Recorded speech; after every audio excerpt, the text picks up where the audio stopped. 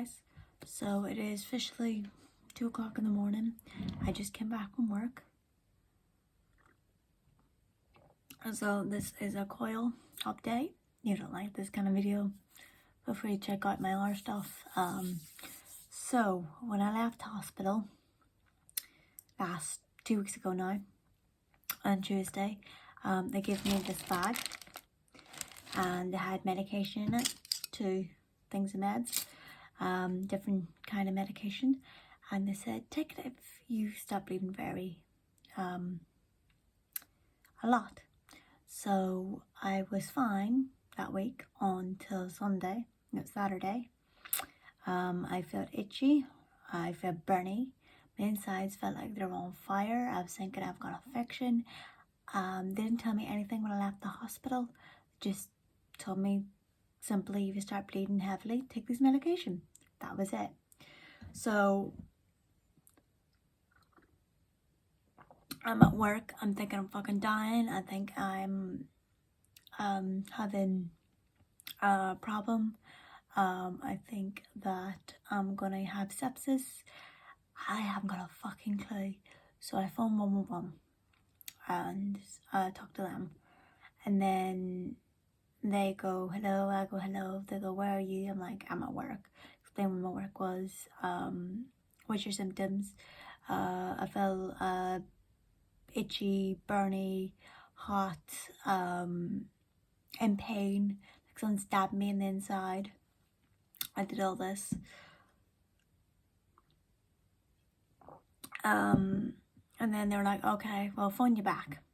I get an out of hours GP to phone you back. Then a bit later, I phoned them again. As when I phoned the first time, they asked me to phone them back if anything changes. So on the second time, the same symptoms, but I was bleeding.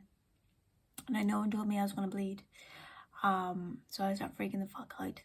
So I went to A&E after my shift at work. So at midnight, I got my friend that throw me off at A&E. So I went in and I was there for a couple of hours, or more than a couple of hours. I was there till about 5 o'clock that morning.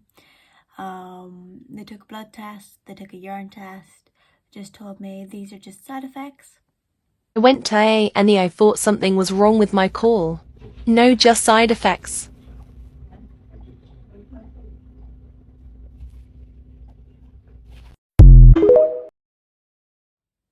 Oh, are they now? Great, thank you for that. I was glad to know nothing wrong with me. My body wasn't injecting the IUD. I wasn't dying, so I was quite happy with that. Then I left that Saturday, and time I got home, I went to McDonald's, 5 o'clock that morning. I walked there, had Nike D's, Spend most night day, Andy. Got blood test and not McDonald's. on the bus, then came home, and I just went to fuck asleep because I wasn't going to work. And then I bled all week.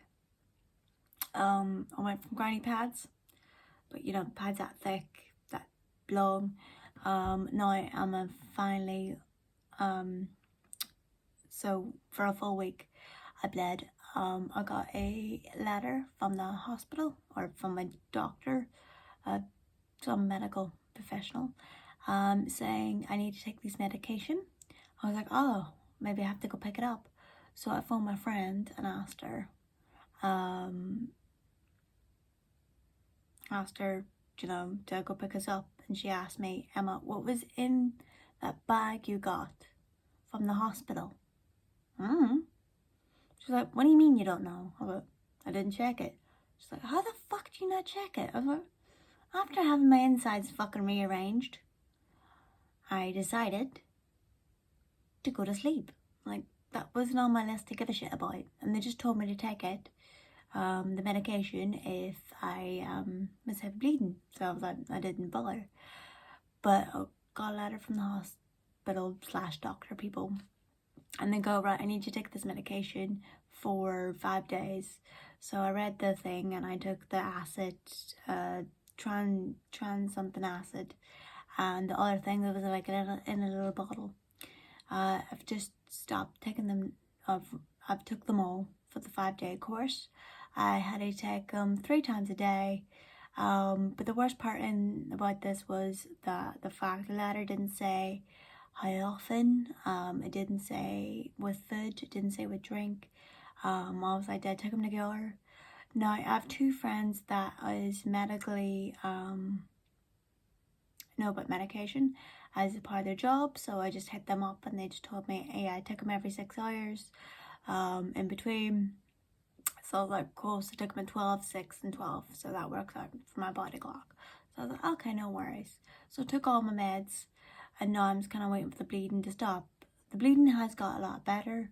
It's less blood, but I'm just kind of waiting for it to stop completely. If it does not stop, I will have to phone the GP and I will have to talk to a doctor. They said on the letter, if I continue bleeding after this medication, please contact your GP. We will do a test with a, I forget what you call it, but it's like a scan across your belly to have a look. You know, they do it pregnant people.